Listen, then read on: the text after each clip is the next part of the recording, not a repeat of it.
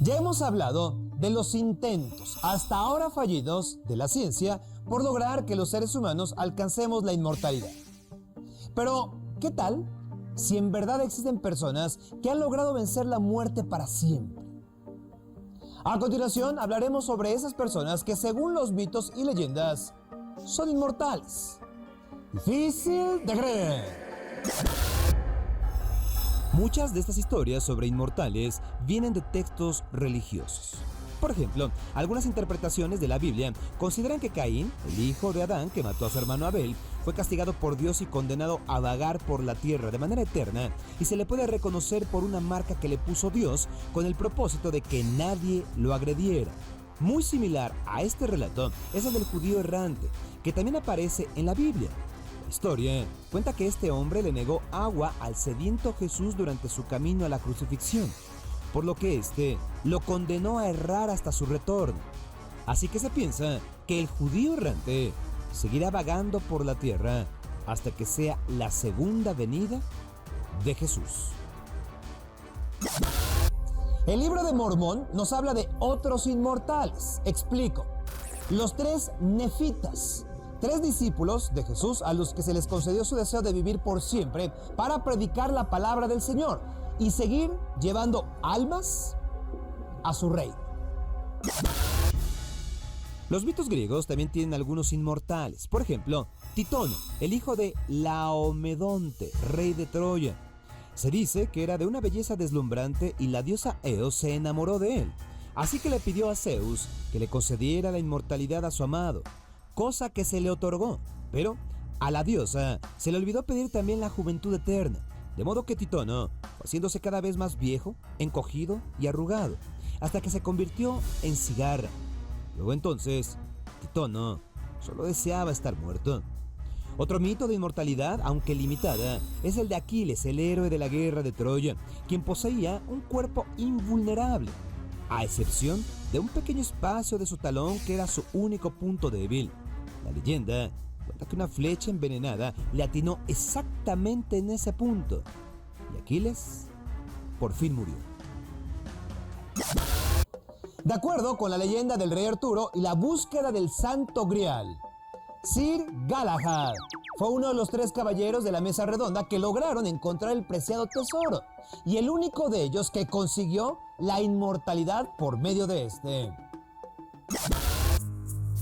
Durante la Edad Media se dio el auge de la alquimia, una pseudociencia que, entre otras cosas, buscaba convertir el plomo en oro y descubrir el elixir de la inmortalidad. Se cuenta que un hombre francés de nombre Nicolas Flamel logró descifrar textos antiguos que le permitieron replicar por medio de procesos alquímicos la piedra filosofal, con lo cual consiguió la inmortalidad para él y para su esposa. Otro famoso alquimista que se dice alcanzó la inmortalidad fue el conde de Saint-Germain, un hombre que dominó varias artes y que, según la leyenda, aparecía en distintas épocas en los altos círculos sociales, cambiando de nombre, pero mostrando la misma apariencia juvenil. Imagínense que algún político fuera capaz de decir que era inmortal y que lo hiciera para conseguir votos. Ese fue el caso con el político norteamericano Leonard Jones, quien se postuló para la presidencia varias veces entre 1840 y 1860. Su promesa de campaña fue que la gente podía alcanzar la inmortalidad igual que él. ¿Saben cómo? Con tan solo rezar y ayunar. Aunque no ganó las elecciones, muchas personas votaron por él y solo descubrieron el engaño de este político cuando finalmente falleció de pulmonía. Difícil de creer. Difícil de creer.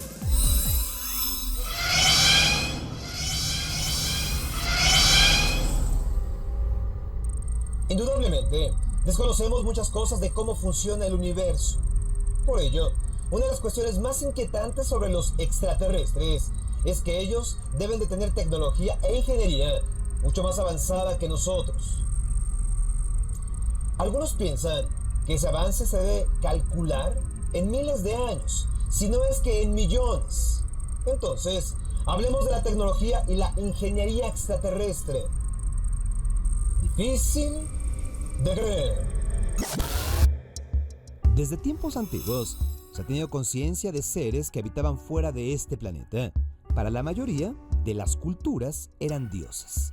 Y aunque hoy por hoy no tengamos ninguna prueba definitiva del contacto extraterrestre con alguna civilización antigua, sí tenemos muchas preguntas, sobre todo en lo que se refiere a la arquitectura y a la tecnología que nuestros antepasados debieron utilizar para construir esas impresionantes pirámides y magníficas esculturas.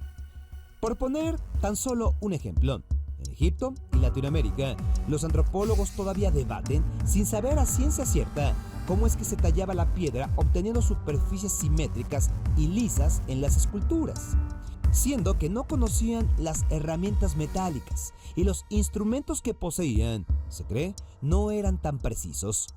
Según la teoría extraterrestre, eso fue posible gracias a herramientas muy avanzadas que nuestros antepasados recibieron de los visitantes estelares.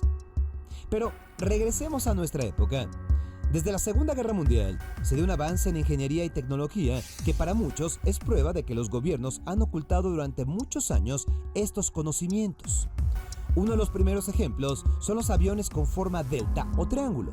Esta forma ha demostrado ser muy eficiente para moverse en nuestra atmósfera.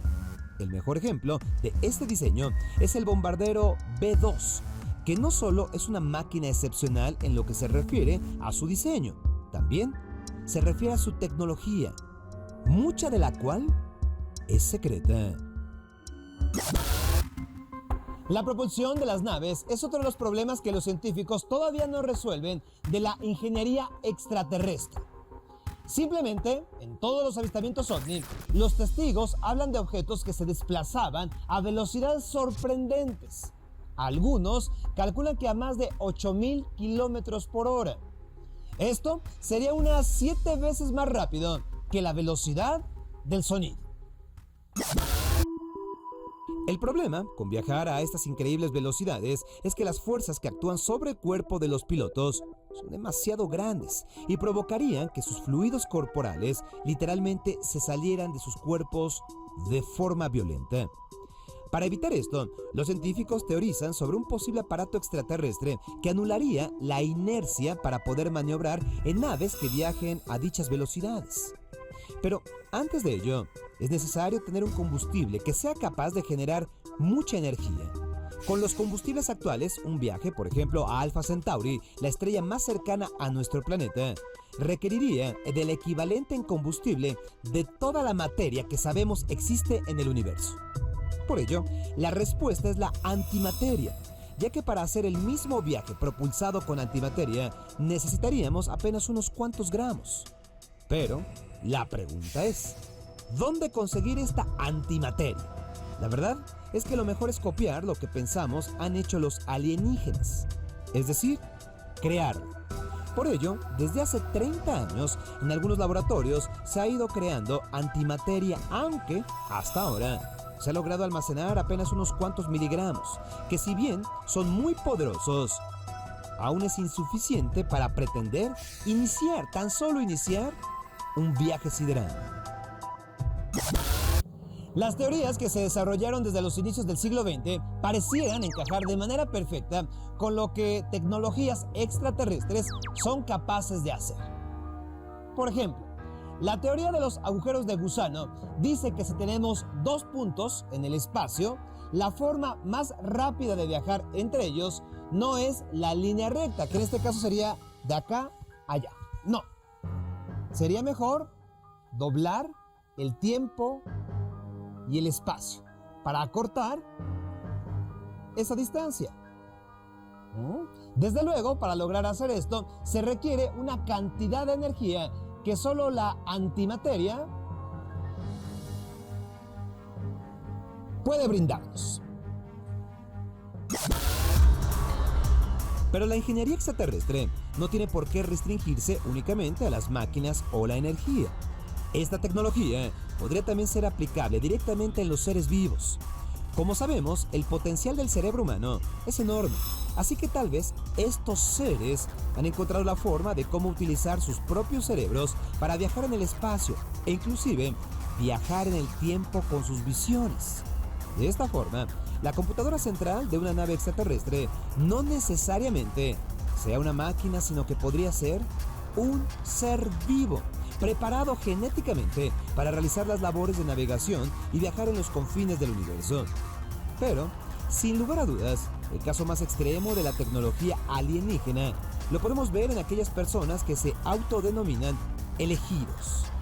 Es decir, hombres y mujeres en todo el mundo que dicen haber sido contactados y recibido instrucciones para desarrollar nuevos artefactos que puedan ayudar al hombre en su entendimiento del universo. Muchas de estas teorías extraterrestres parecen verdaderas locuras, pero recordemos que todavía hace poco más de 100 años se creía que volar era imposible. Y ya sean desarrolladas por humanos o inspiradas por inteligencias siderales, cierto es que la ingeniería y la tecnología del futuro será difícil de creer. Los traumas vividos no siempre se elaboran fácilmente. Y hay veces en que pueden derivar en homicidios seriales. Difícil de creer. Un sinnúmero de asesinos seriales han sido testigos o víctimas de violencia en su infancia, llevándolos a crecer con una tendencia agresiva y perversa. La incapacidad para manejar el trauma los condujo a proyectar sus frustraciones en el sadismo y el homicidio. Un ejemplo drástico fue el de Gilles de Rais, un noble francés del siglo XV que luchó en la Guerra de los 100 Años junto a Juana de Arco. A los 9 años, él vio a su padre agonizar hasta su muerte y con los intestinos de fuera. Esto tras un ataque de jabalí, hecho que lo marcó profundamente al grado de que en su adultez reconstruyó la macabra escena una y otra vez. Con la promesa de un futuro mejor, se llevaba a niños y jóvenes consigo o los raptaba. Bajo su dominio, los torturaba y les quitaba la vida destripándolos, además de dejar correr la sangre sobre el suelo del castillo. Se piensa que unos 1000 chicos cayeron en las enfermizas manos de este hombre, de quien se decía sufría una profunda esquizofrenia. En cada asesinato, él buscaba bajar la angustia por el trauma vivido en su niñez. Y aunque al momento de cada crimen se excitaba y se sentía poderoso, esa sensación era temporal, por lo que buscaba de manera obsesiva repetir la intensidad emocional con nuevos homicidios. La venganza asesina en muchos héroes y villanos de los cómics es una constante que se gesta por un tortuoso pasado. El Guasón, antes de caer en un pozo de químicos, enfrentó la muerte de su esposa embarazada, naciendo en él una clara tendencia criminal, ¿lo recuerdan?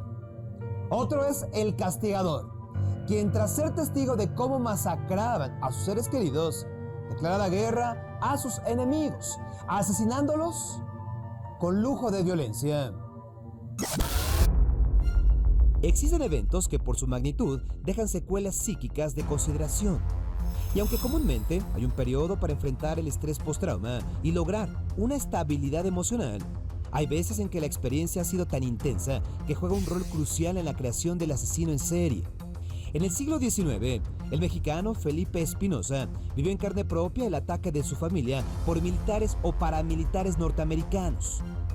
En este episodio, 6 de sus parientes fallecieron, entre los que se encontraban su esposa y su hija. Esto despertó en él un odio acérrimo hacia los estadounidenses, lo que detonó su carrera criminal. Felipe y su hermano José Vicente asesinaron en total a 32 norteamericanos para vengar a sus familiares muertos. También hay homicidios que se dan en una sola ocasión por un brote psicótico temporal. Tal fue el caso de Ljubisa Bogdanovic, un exsoldado que mató en Serbia a tiros a 13 personas, incluidas a un bebé. Él entró casa por casa para consumar el ataque que culminó con la muerte de su esposa y su suicidio. Este sujeto perdió su empleo en 2012 y había combatido como soldado serbio en la guerra de 1992 en Croacia. A decir de los especialistas, este tipo de casos obedecen a una tormenta psicopática que habla de una gran inestabilidad emocional y tensión interna que se descargan mediante actos crueles. Otro caso lamentable es el de Robert Bales, responsable de la muerte de 16 afganos, 9 de los cuales eran niños. Bales abandonó su base militar estadounidense y asesinó a varias familias a sangre fría.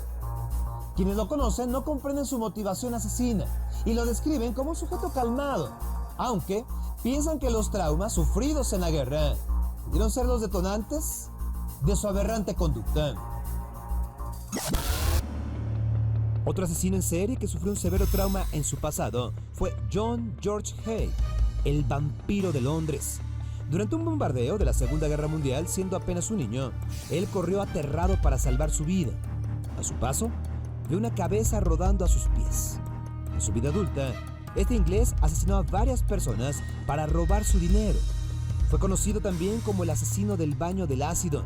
Esto por disolver los cadáveres de las víctimas con ácido sulfúrico. Hay que resaltar que el haber experimentado un episodio severamente crudo en el pasado no implica que una persona se convierta en automático en asesino en serie.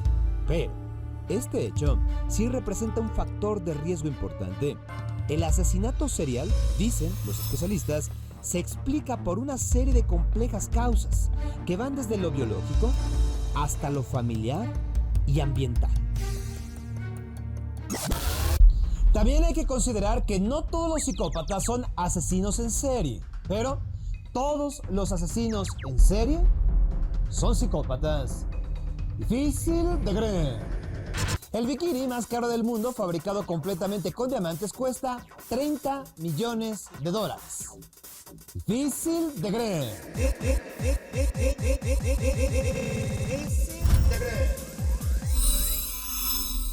Cada año las planicies del centro de Estados Unidos son el escenario de una serie de eventos meteorológicos destructivos, bastante destructivos, conocidos como tornados. Ráfagas de viento que giran con velocidades superiores a los 100 kilómetros por hora y que son capaces de arrancar casas enteras desde sus cimientos. Pero, ¿cómo se forma un tornado? ¿Qué los hace tan peligrosos? Y sobre todo, ¿se puede hacer algo contra ellos? Estos son los tornados mortales. Difíciles de creer.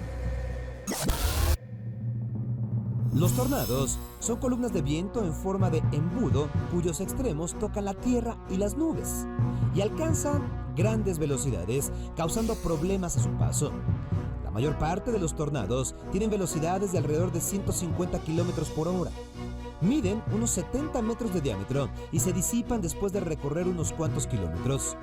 Sin embargo, los más peligrosos y extremos sobrepasan los 480 kilómetros por hora de velocidad, con diámetros de 3.000 metros, y pueden recorrer cientos de kilómetros antes de desaparecer. Aunque hay tornados en todas partes del mundo, la mayoría de ellos se presentan en el llamado Callejón de los Tornados, en el centro de Estados Unidos. Ahí chocan grandes masas de aire frío y caliente, provocando que estos fenómenos sean más destructivos. Es en estas áreas donde se mantienen mayores precauciones contra tornados, como alarmas especiales y reglas de construcción específicas, como la obligatoriedad de tener sótanos antitornados. Los tornados se clasifican en 6 niveles de acuerdo a su capacidad de destrucción. Un tornado F0, es decir, la clasificación más baja, no provoca daño alguno. En cambio, el F5 puede arrancar casas, levantar vehículos pesados y hasta deformar rascacielos. El tornado más destructivo de la historia de Estados Unidos sucedió el 18 de marzo de 1925. El fenómeno, que fue un F5, es decir, el mayor grado de la escala, recorrió más de 300 kilómetros, dejando a 695 personas fallecidas. Pero el que arrojó más víctimas mortales aún sucedió el 26 de abril de 1989, en Bangladesh, Asia. Produjo más de 1.300 personas muertas. Los tornados pueden presentarse en grupos como si fueran tormentas. En abril de 1974, los estados del centro de Norteamérica vivieron la llamada epidemia de tornados, cuando en menos de 18 horas se formaron 148 tornados, incluyendo 6 de nivel F5. En el momento más intenso, había 16 tornados mortales al mismo tiempo. Esto, alrededor de 300 personas fallecieron. El peligro de los tornados no es solo que destruyan casas o que sean capaces de llevarse a personas que no están protegidas, lo cual ya es bastante dramático. También transportan escombros, lo van recogiendo en su recorrido, dejándolos caer en distintos lugares, como si fueran proyectiles. Los tornados también son causantes de las llamadas lluvias de ranas o de peces, ya que al pasar sobre lagos o ríos, levantan el agua y a los seres que se encuentran en ella. Mucho del conocimiento que tenemos acerca de los tornados se lo debemos a los cazadores de tormentas, profesionales estudiosos del clima que se atreven a acercarse y perseguir a estos fenómenos. El primer cazador de tormentas de la historia fue un hombre llamado David Hoadley, quien en 1956 empezó a perseguir tornados en el centro de Estados Unidos. Pero cazar una tormenta no es fácil.